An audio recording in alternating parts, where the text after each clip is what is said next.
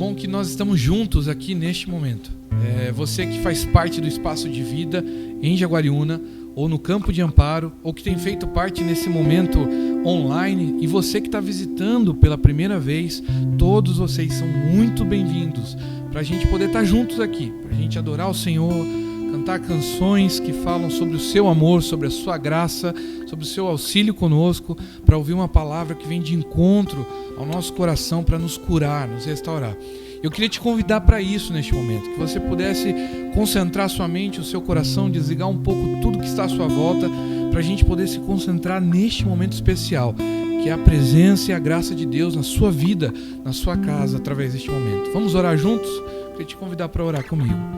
Senhor, muito obrigado pela oportunidade que a gente tem de estar reunidos aqui, mesmo que não presencialmente, podemos crer que o Senhor está neste lugar, nessa casa, nesse coração, em nossas vidas, nesse momento, independente do dia, independente da hora que esse meu amigo ou minha amiga acessa esse link, nós cremos que o Senhor está aqui, porque o Senhor se faz presente em nosso coração.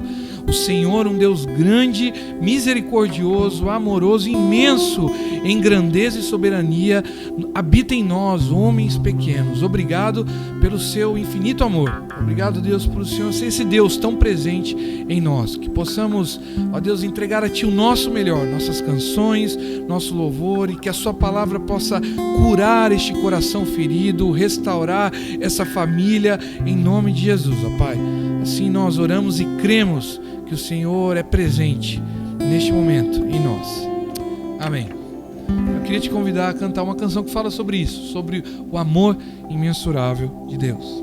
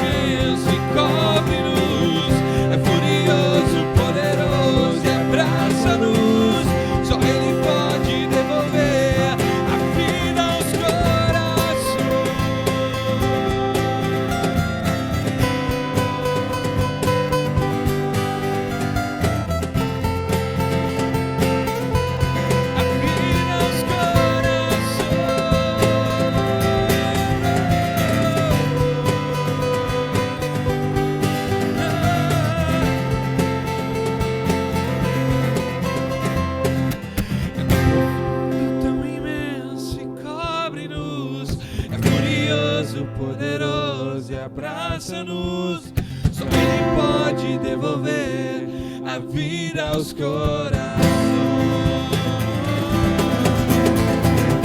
É tão profundo, tão imenso, encobre-nos.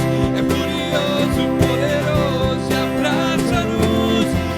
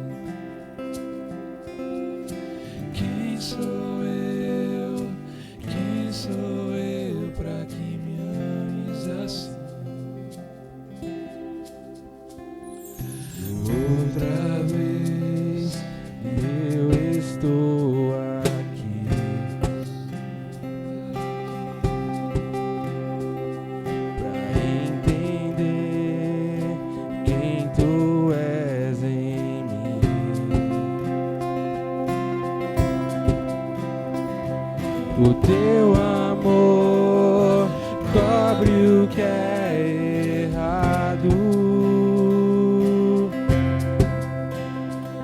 O teu perdão apaga o meu passado.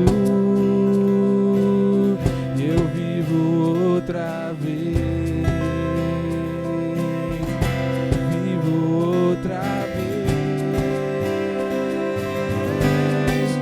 Eu sou como um vento passageiro.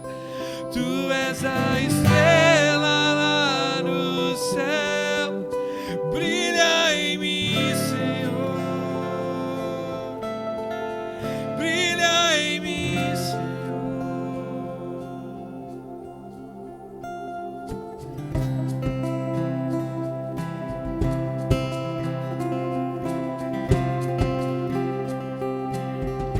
Juntos, outra vez.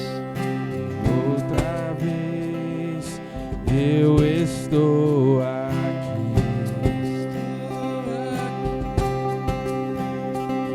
Pra entender quem tu és em mim.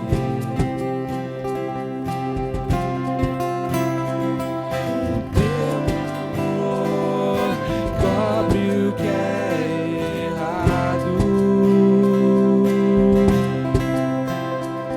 O teu perdão apaga o meu passado. Eu vivo outra vez.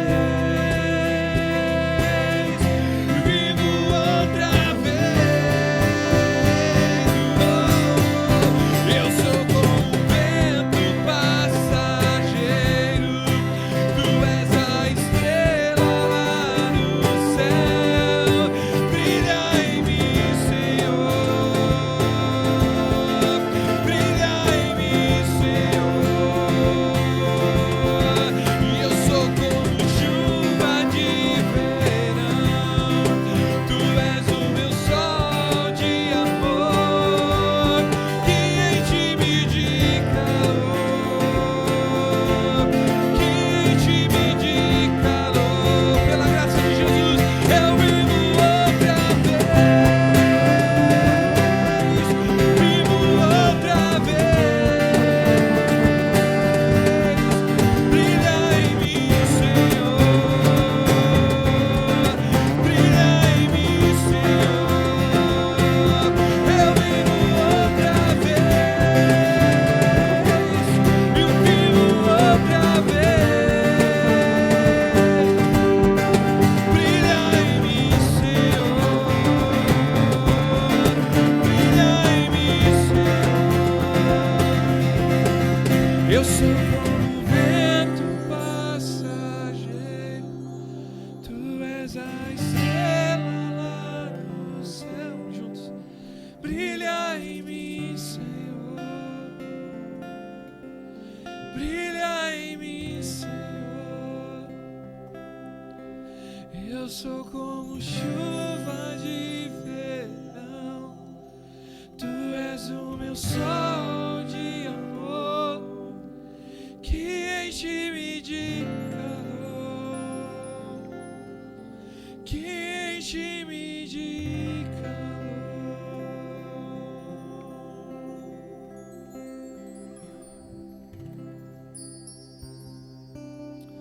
Todas as semanas nós lemos um salmo que revela um sentimento de lamento, de reconhecimento de falha, de pequenez, de como somos pequenos diante de momentos difíceis que nós vivemos. E tem muito a ver com o que a gente está passando nesse momento em relação à pandemia do coronavírus. Eu queria ler com você um salmo, capítulo 102, o Salmo 102, alguns versículos somente, que diz: ouve a minha oração, Senhor. Chegue a ti o meu grito de socorro. Não escondas de mim o teu rosto quando estou atribulado. Inclina para mim os teus ouvidos. Quando eu clamar, responde-me depressa. Esvaem-se os meus dias como fumaça. Os meus ossos queimam como brasas vivas. Como a relva ressequida está o meu coração. Esqueço até de comer. De tanto gemer, estou reduzido a pele e osso. Sou como a coruja no deserto, como uma coruja entre as ruínas. Eu não consigo dormir. Pareço um pássaro solitário no telhado. Tu, porém, Senhor, no teu trono reinarás para sempre. O teu nome será lembrado de geração em geração. Tu te levantarás e terás misericórdia de Sião, pois é hora de lhe mostrares compaixão. O tempo certo é chegado. E em cima desse salmo, de um salmista que reconhece o seu momento difícil, mas reconhece que Deus é soberano e tem poder sobre todas as coisas. É sobre esse salmo que eu quero orar com você nesta hora, para a gente interceder sobre esse momento difícil que nós passamos. Vamos orar? Senhor Jesus, nós clamamos a Ti, ó Pai, como esse salmista, porque palavras desses salmos é realidade na vida do coração de pessoas que oram comigo neste momento. Corações que se sentem sozinhos, como um pássaro no telhado. Corações que se sentem arrebentados, como esse salmista ora, onde se sente só pele e osso. Corações que não têm vontade de comer, como esse salmista ora. Corações que em meio à noite gemem de medo, de angústia diante do momento que nós passamos, como esse salmista ora. Mas como esse salmista, Senhor, nós oramos. Deus, levanta em nome de Jesus. Levanta, Senhor, sobre nós, com a Tua paz, com o Teu amor, sobre este coração aflito que ora comigo nessa hora, Senhor, que ele se sinta consolado, abraçado pela Sua paz. Deus, em nome de Jesus, traga solução para a nossa sociedade, para os governantes. Nosso momento é difícil, ó Pai, porque se não bastasse a doença, o vírus, a gente tem que lidar com polarização, com política, com tanta cabeça tantas coisas que afetam nossa mente e o nosso coração, que nos angustiam ainda mais. A medicina não tem resposta completa, a gente se sente sozinho, a gente se sente sem caminho, mas como esse salmista nós cremos que o Senhor é aquele que traz misericórdia sobre Sião, que o Senhor é aquele que direciona o Teu povo, e nós como povo do Senhor oramos: Senhor, tem misericórdia de nós, nos direciona, nos dê caminho, que a gente possa levantar nesses dias difíceis, sim, momentos onde nós temos altos e baixos, mas crer, não perder a esperança que é o Senhor Jesus. Tu és a nossa esperança, Senhor. Tu és aquele que mesmo nos momentos baixos da vida a gente pode saber que o Senhor está ali nos sustentando, não nos deixando desmorecer, não nos deixando, Senhor, se apagar. O Senhor é aquele que nos levanta. Vem com a Sua misericórdia sobre nós, ó Pai. Vem com Sua graça sobre nós, Jesus. E nós cremos que o Senhor é soberano. Soberano para fazer aquilo que é impossível para os homens, mas soberano também para nos dar paz e nos fazer passar por esse momento difícil. É nessa soberania que nós cremos, ó Pai. Em nome de Jesus, Senhor, nós oramos.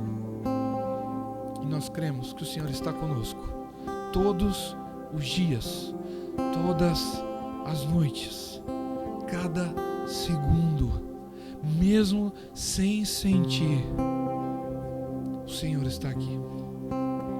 Em nome de Jesus. Amém.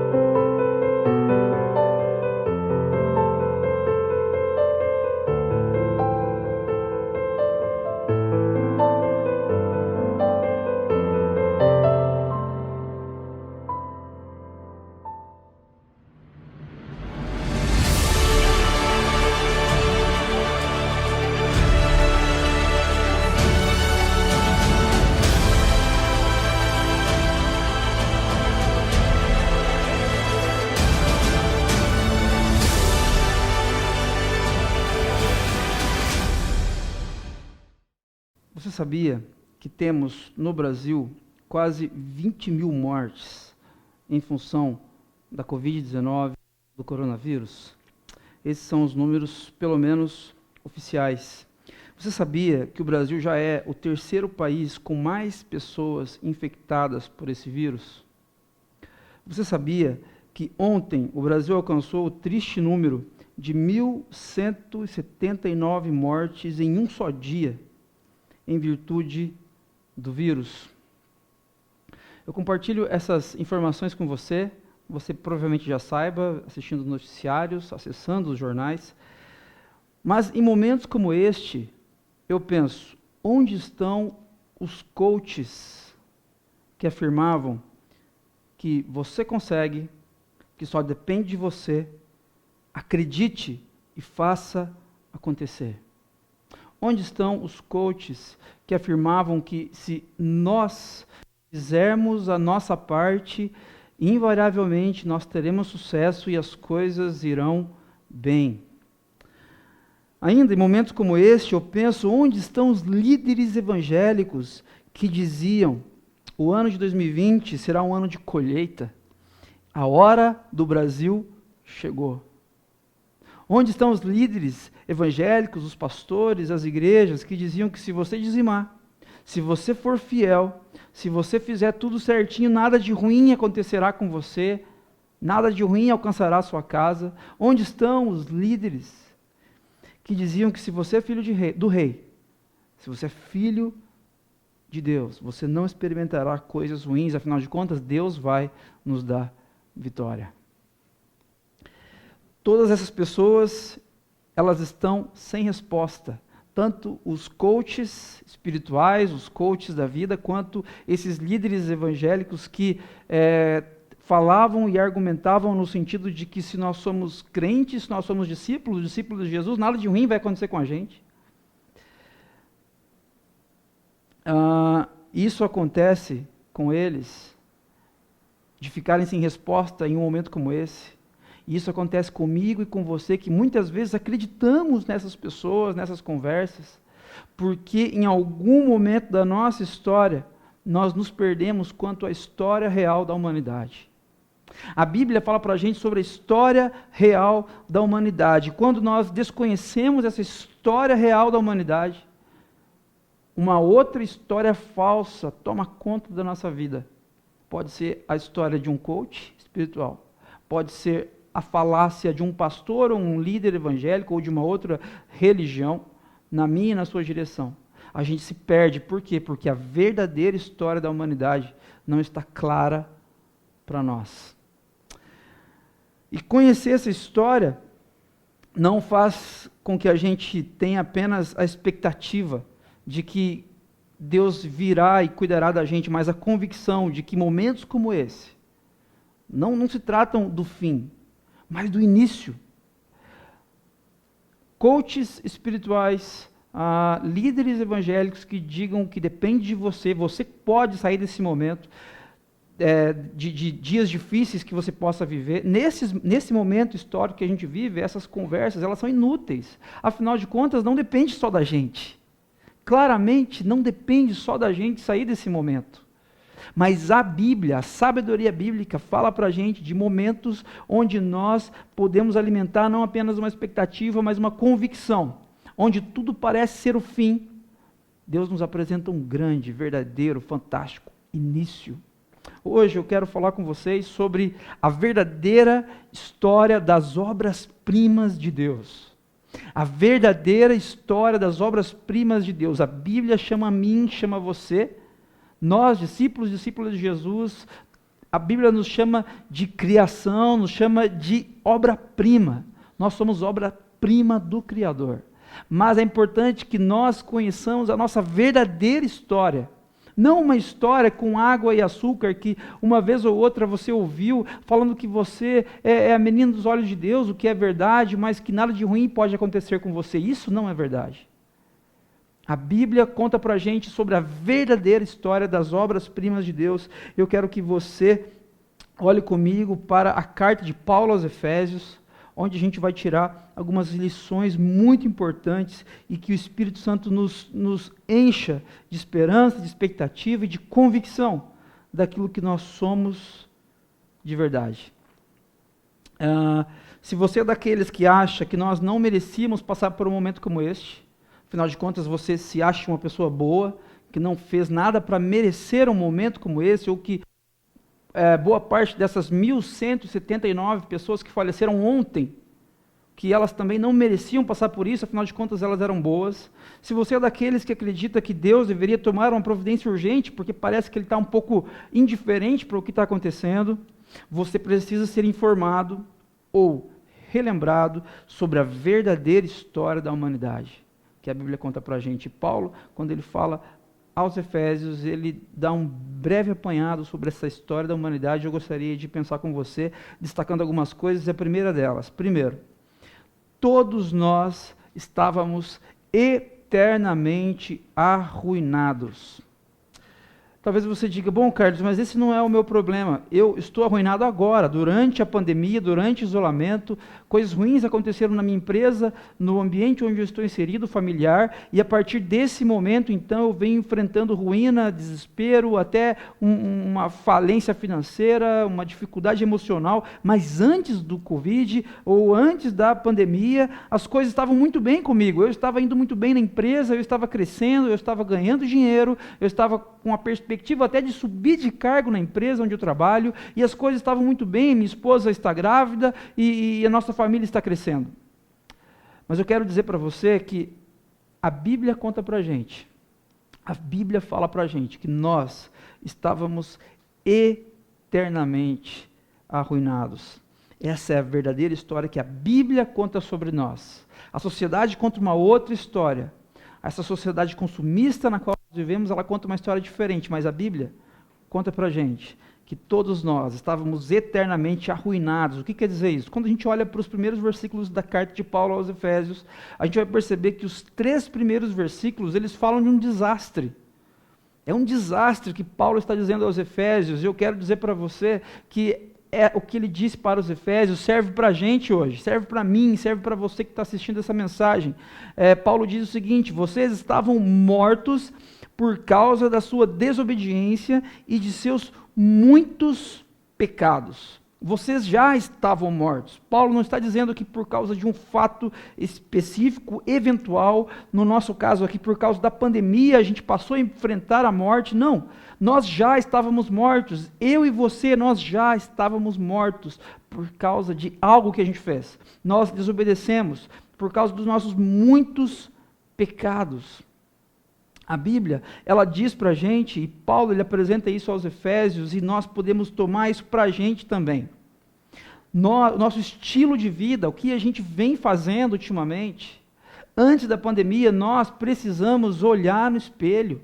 Nós precisamos que esse momento de isolamento, que tem feito com que a gente fique mais em casa, tem que fazer com que a gente reflita naquilo que a gente tem vivido, em como a gente tem gastado nossos recursos, aquilo que você ganha mensalmente, como você tem gastado isso? Será que isso somente reverbera positivamente na sua vida, naquilo que você pensa egoisticamente a respeito da sua família apenas? Será que os seus planos, eles dizem respeito apenas a viagens, a coisas positivas que você pode fazer com as pessoas que você ama, afinal de contas, elas dizem respeito a você? Esse momento histórico que a gente vive tem que fazer com que a gente reflita no nosso estilo de vida. Nós precisamos mudar.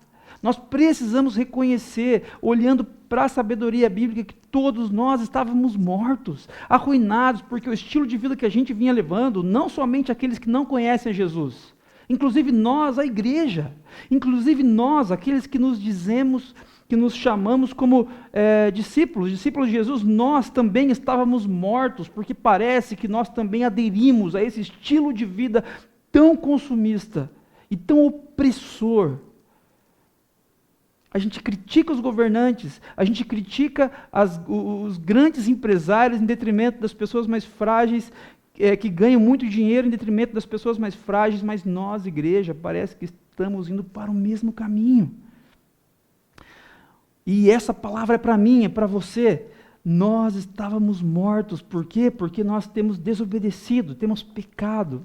O texto continua nos pecados nos quais costumavam viver como o resto do mundo, obedecendo ao comandante dos poderes do mundo invisível. Costumavam viver, em outras versões fala andando, no verbo andar, no sentido de que era uma constante, era um hábito. Não é que há 1 ano, 2 anos atrás, nós estávamos agindo de certa maneira e desobedecendo a Deus uma vez por ano ou 2. Não, é o nosso hábito. A gente aderiu a esse hábito, a esse costume de viver distante de Deus. Eugene Peterson, pastor falecido recentemente, a respeito desse versículo 2 da carta de Paulo, no capítulo 2, ele diz, comentando, ele diz o seguinte: vocês haviam permitido que o mundo, que nada sabe a respeito da vida, dissesse a vocês como viver. E, gente, não é verdade? Não é verdade? Como você tem conduzido a sua família? Como você conduz o seu casamento? Como você trata a sua esposa e trata o seu esposo? É a partir do que a Bíblia diz que é certo ou errado? Ou é a partir do que a cultura tem dito para a gente que é certo e que é errado? Eu tenho certeza que, assim como na minha casa, na sua casa, os valores culturais têm entrado com muita força. E nós, assim como Paulo está dizendo aos Efésios, assim como Eugene Peterson está chamando a nossa atenção, nós temos permitido que o mundo, que nada sabe a respeito da vida, o mundo só sabe a respeito de desigualdade. O mundo, e quando Paulo fala de mundo aqui, ele está dizendo da visão de mundo, o que o mundo diz que é certo. Esse mundo, no nosso caso hoje, completamente capitalista, consumista, esse mundo que quer passar para a gente que eu preciso mesmo merecer coisas boas que precisam acontecer comigo. Quando eu passo a viver a partir do que esse mundo diz, alguma coisa muito errada está acontecendo comigo. Eu quero que você reflita nesse momento como está o seu casamento, como está a maneira como você cria seus filhos, como está a maneira como você se relaciona com a sua empresa, com o seu ambiente de trabalho. Eu quero que você se lembre, pense nisso, quais são as diretrizes que você tem usado para a sua história, para a sua vida, para a sua família.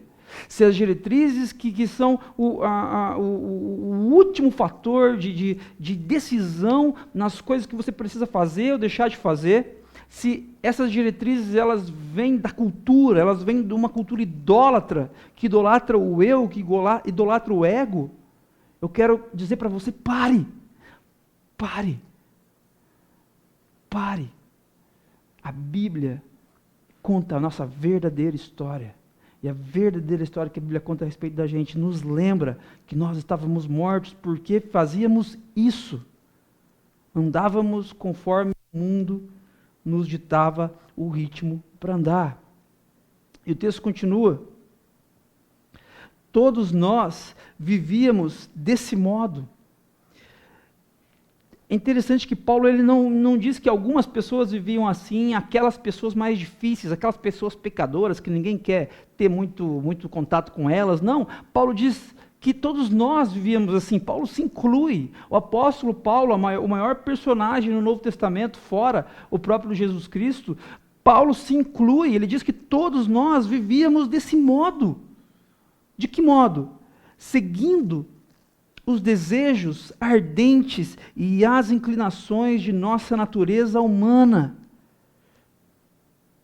Era isso que estávamos seguindo. Eu quero dizer para você, quando você separa da sua esposa, do seu esposo, quando você bate no seu filho, quando você agride alguém a quem você ama, quando você suborna alguém no seu ambiente de trabalho, ou é subornado por alguém e aceita isso, o que você está seguindo não é felicidade, não é alegria. O que você está seguindo não é, a sua consciência no sentido de não mexer com o que está quieto, não. O que você está seguindo é o que Paulo chama aqui do combo do antirreino.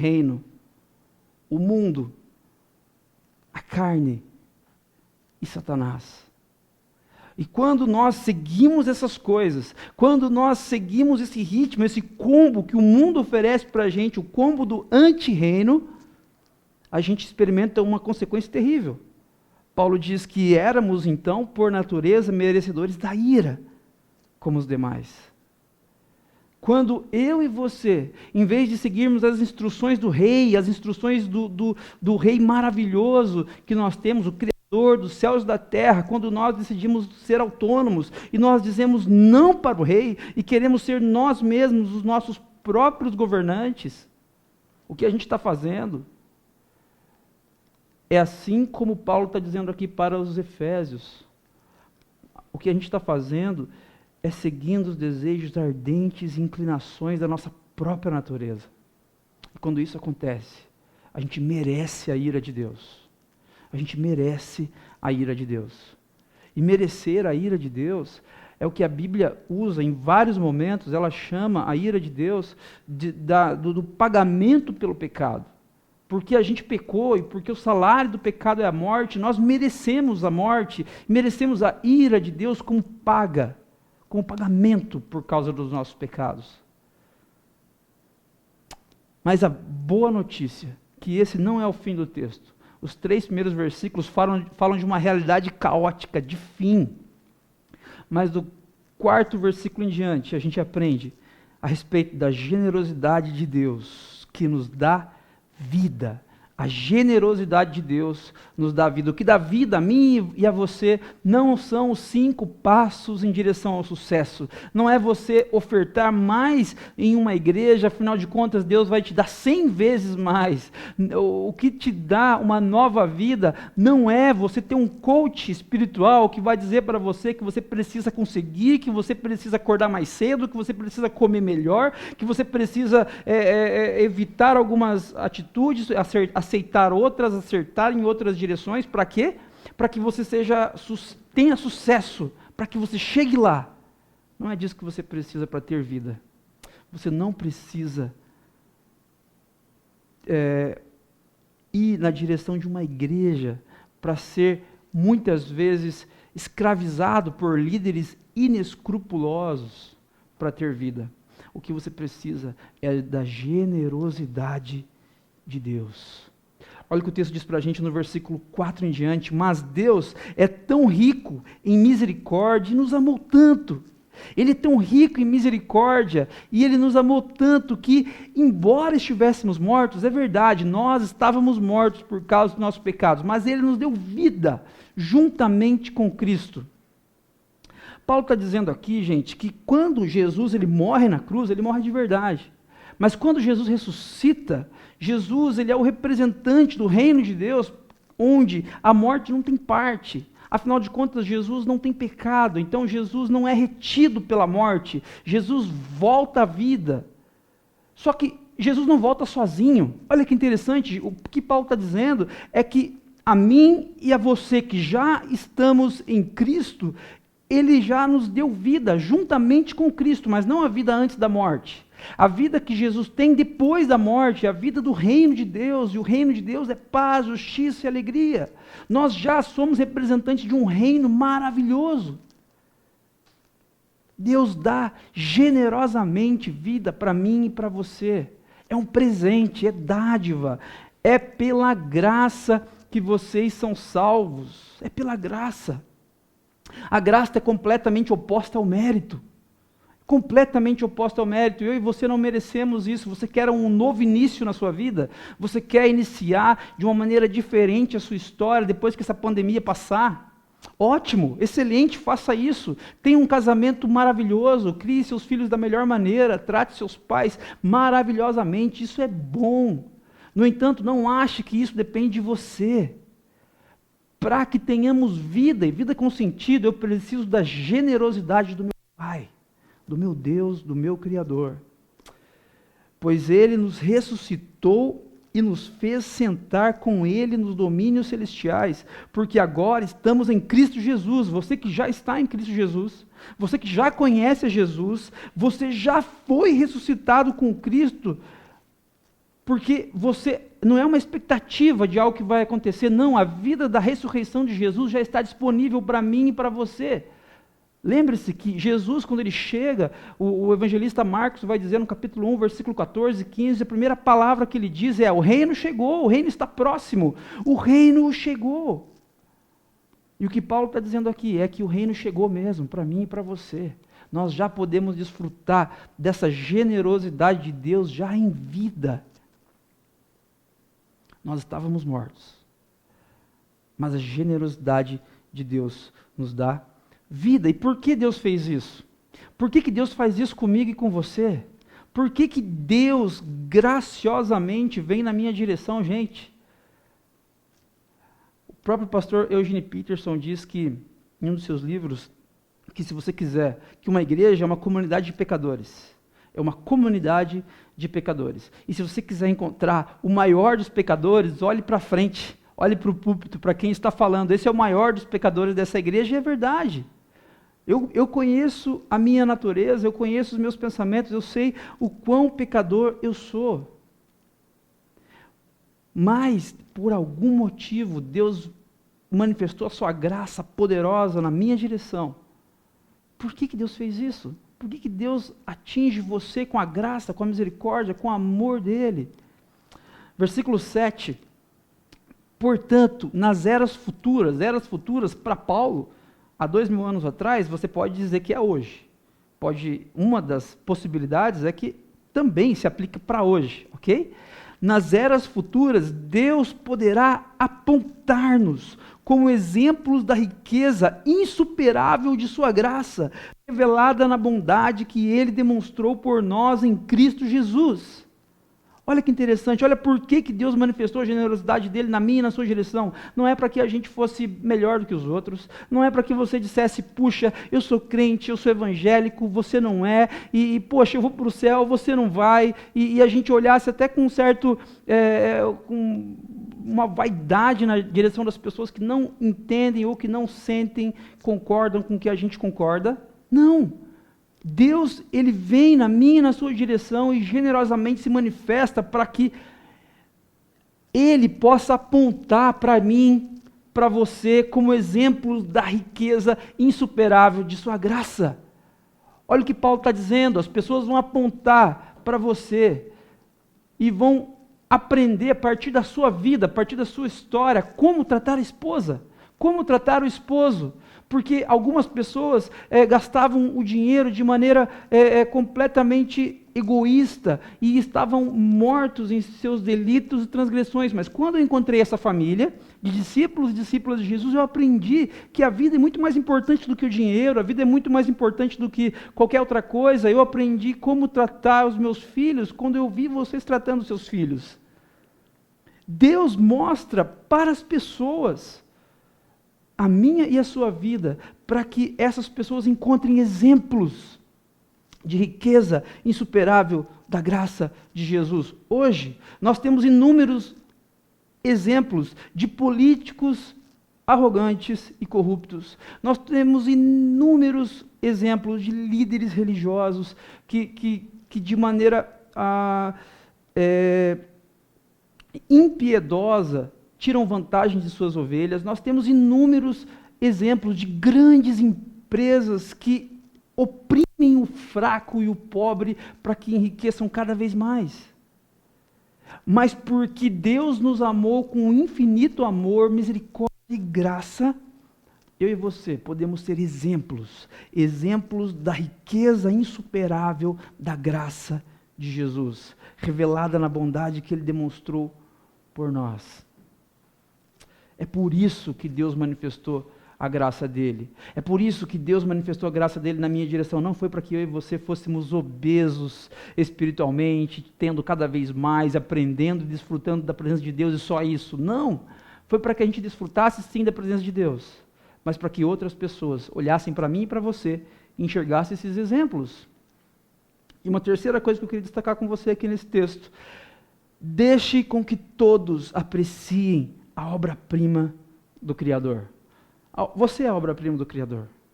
É isso que o texto vai dizer para a gente. Eu sou obra-prima do Criador. Você, nós, igreja, somos obra-prima do Criador. Mas essa obra-prima, se você já foi em algum museu, se você já foi em alguma exposição de artes, você sabe que uma obra-prima, ela tem muito valor, mas ela tem o maior valor dela, não de dinheiro, não financeiro, mas o maior valor dela é à medida que ela é exposta e que as pessoas podem apreciar a beleza daquela arte, colocada ali pelo artista de maneira fantástica. Deixe com que Apreciem a obra-prima do Criador, que é a sua vida. Não esconda a sua vida. Olha o que o texto diz. Vocês são salvos pela graça por meio da fé. Isso não vem de vocês. Isso é uma dádiva de Deus. É um presente de Deus. Não pense que você ser discípula de Jesus é mérito seu. Por isso não adianta a gente se orgulhar. Nós devemos ser humildes, porque até o fato de eu crer em Jesus, de eu ter fé nele, isso é presente, é dádiva de Deus, é isso que Paulo está dizendo. Não é uma recompensa pela prática de boas obras, para que ninguém venha se orgulhar. Agora preste atenção. Pois somos obra-prima de Deus, criados em Cristo Jesus. Por quê? Para que motivo? A fim de realizar as boas obras que Ele de antemão planejou para nós. Essa palavra aqui, obra-prima, eu estou usando hoje a nova versão transformadora. Essa palavra aqui em algumas versões vem, pois somos criação. A palavra no grego é poema, que dá origem à nossa palavra poema. Poema, nós somos como poema. Nós somos como uma obra artística do Criador. Nós somos uma obra-prima do Deus fantástico, Criador dos céus e da terra. Mas Ele não nos fez para nós ficarmos engavetados. Em tempos difíceis de coronavírus, de Covid-19, onde pessoas estão morrendo porque estão doentes, morrendo porque estão com fome, morrendo porque estão depressivas. Nesses dias, não se deixe ocultar. Onde está você, obra-prima do Criador? A verdadeira história das obras-primas de Deus é essa. Nós estávamos mortos, sim, mas Deus generosamente nos resgatou para que fôssemos expostos. Seja exposta aos seus vizinhos, seja exposta aos seus familiares. Você tem algo do Criador em você que essas pessoas precisam ver. E quando você fizer isso, você não será aceito por Deus. Você já foi aceito por Ele. Você não precisa fazer nada para ser amado por Jesus Cristo. Mas o texto diz que eu sou obra-prima para realizar as boas obras. Para realizar, não porque eu realizo, mas para que eu realize. A partir do momento que eu sou alcançado generosamente pelo amor de Jesus. Essa é uma consequência natural. Essa é a grande história. Essa é a grande história das obras-primas de Deus. Essa é a verdadeira história. Nós fomos criados, e a palavra de Deus nos fala em Gênesis 1 e 2 que nós fomos criados, e Deus olhou para toda a criação e Ele disse: uau, que obra-prima fantástica! Ficou tudo muito bom. Só que algo aconteceu, o pecado entrou na história, a rebelião no reino de Deus, e por causa do pecado a gente passou a seguir o dinheiro, o status. Por causa do pecado nós passamos a procurar o divórcio, porque é mais fácil, afinal de contas é muito mais difícil perdoar. Por causa do pecado a gente passou a sonegar impostos, a gente passou a subornar pessoas para termos vantagens financeiras. Mas o texto diz que Deus nos amou. Generosamente Ele agiu com misericórdia, com amor e com graça na minha e na sua direção. E porque Ele fez isso, Ele entra na história e Ele dá vida por nós a partir da vida de Jesus Cristo. E depois que Jesus morre, Jesus ressuscita, o Espírito Santo vem, o reino de Deus está completamente implantado, já pode ser visível entre nós. Eu e você, nós temos um lugar na história. O nosso lugar na história é o lugar da igreja. Nós não estamos perdidos na história, não, nós somos essa igreja, essa obra-prima de Deus que precisa ser vista, precisa ser exposta nas paredes, nos outdoors da cidade. Nós precisamos ser expostos. Onde estamos nós em tempos de pandemia? Até que Ele venha, até que a casa esteja cheia, até que Ele venha. Para a gente refletir, para a gente praticar, eu quero convidar você para olhar para essa frase.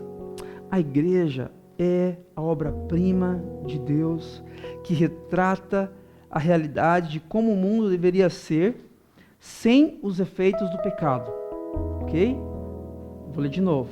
A igreja é a obra-prima de Deus, que retrata a realidade de como o mundo deveria ser se não houvesse os efeitos do pecado. A gente já é essa realidade. Você já pode mostrar para os seus amigos, vizinhos, familiares como seria o mundo sem o efeito do pecado. Afinal de contas, você já é obra-prima. A graça de Jesus já alcançou você. Você não precisa morrer para experimentar o reino de Deus. O reino de Deus já chegou.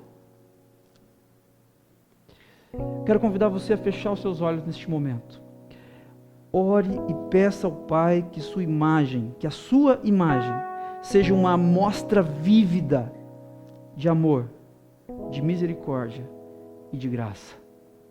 Que as pessoas que olhem para mim e para você não vejam religiosidade, não vejam mais um membro de uma igreja, de uma comunidade cristã, falando por falar, de maneira hipócrita até. Não, que as pessoas olhem para nós e encontrem uma imagem vívida, uma amostra verdadeira do amor, da misericórdia, da graça de Jesus Cristo.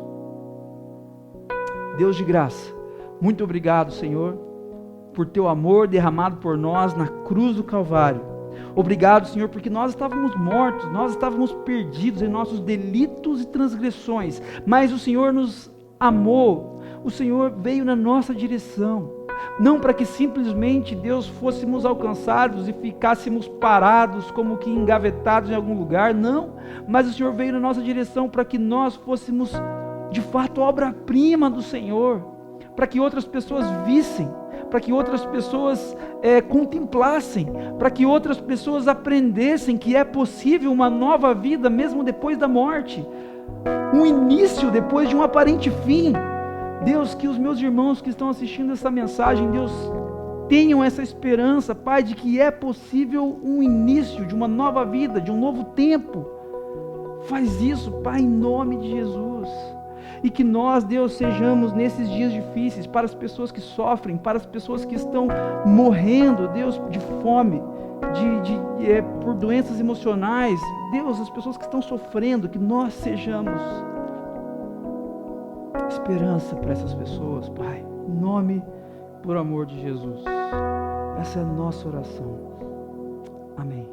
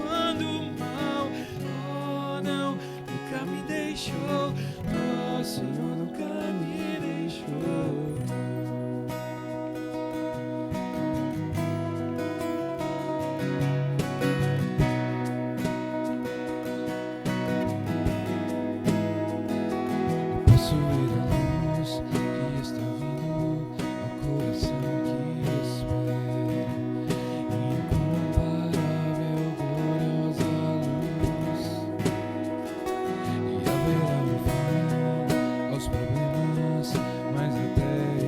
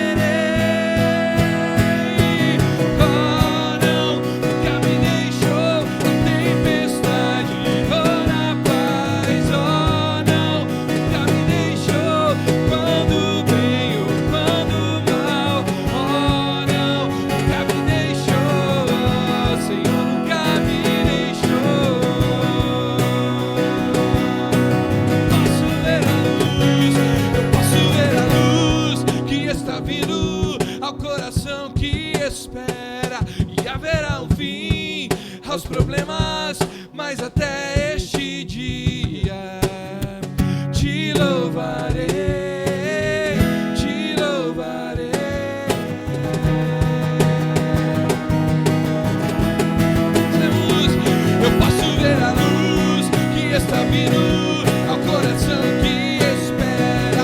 E haverá um fim aos problemas, mas até este dia chegar, te louvarei, te louvarei.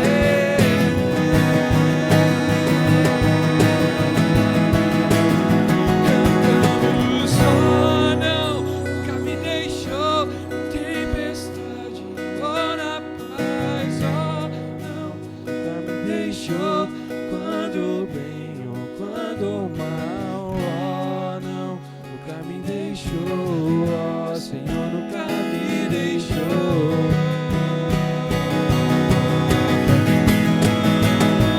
Cantamos, oh não, nunca me deixou tempestade, oh na paz, oh não, nunca me deixou quando bem ou quando mal, oh não, nunca me deixou, oh Senhor, nunca me deixou.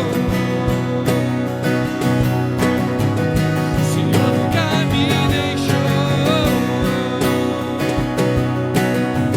O Senhor nunca me deixou.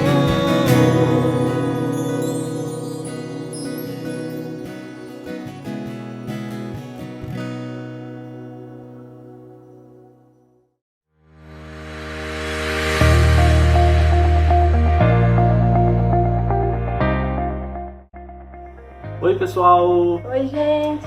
Carla e eu esperamos que todos estejam bem diante dessa quarentena. Nós estamos bem, nos cuidando e queremos dizer que estamos com muita saudade dos nossos encontros de comunidade, de estarmos adorando ao Senhor através dos louvores, através da pregação da palavra, e pedimos ao Senhor que Ele derrame misericórdia e graça para que esse momento possa passar o mais rápido possível.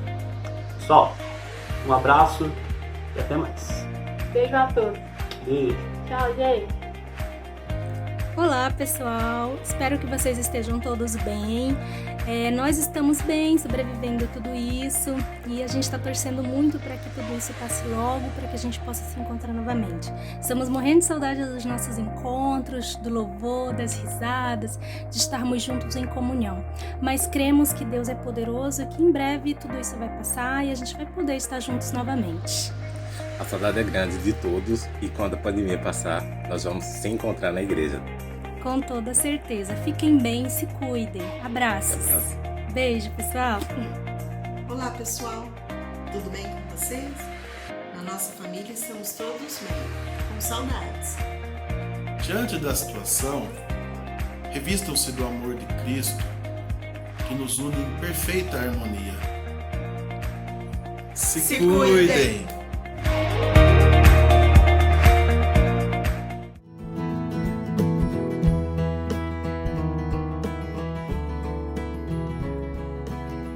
No Espaço de Vida, nós temos o Espaço de Oração.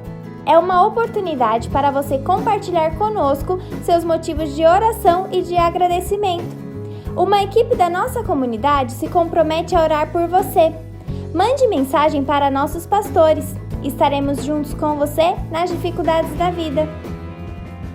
Todas as semanas, em dias e locais diferentes, acontecem nossos grupos de conexão. São momentos valiosos de amizade, de cumplicidade, de oração e aprofundamento nas Escrituras. Porém, por causa da pandemia do coronavírus, nossos grupos estão acontecendo de forma virtual. Você que deseja participar, entre em contato com um dos pastores do Espaço de Vida, eles te ajudarão a encontrar um grupo. Todos nós sabemos do momento de pandemia que vivemos e do impacto que o coronavírus tem gerado e ainda gerará em nossas vidas nas mais variadas áreas. Como igreja, oramos para que Deus tenha misericórdia de nós. Porém, mais do que orar, nós queremos ser a resposta das nossas orações. E para que isso seja possível, não podemos nos esquecer de que a igreja precisa honrar com seus compromissos também na área financeira. Por isso, você que tem feito parte da construção do Espaço de Vida, que é membro desta comunidade, não perca o privilégio de contribuir neste momento tão importante da missão da nossa igreja. Você precisa de um aconselhamento, de uma oração ou tirar dúvidas sobre o desenvolvimento da fé baseada em Jesus? Entre em contato com os pastores do Espaço de Vida. Por causa da pandemia, os encontros estão sendo online ou por ligação, mas nossos pastores seguem disponíveis e terão o prazer em ouvir a sua história. Que a graça do nosso Senhor Jesus Cristo, que o amor do nosso Deus Pai poderoso e que a comunhão e a paz do Espírito Santo repousem sobre todos vocês, obras-primas do Criador, hoje e para todo sempre. Amém.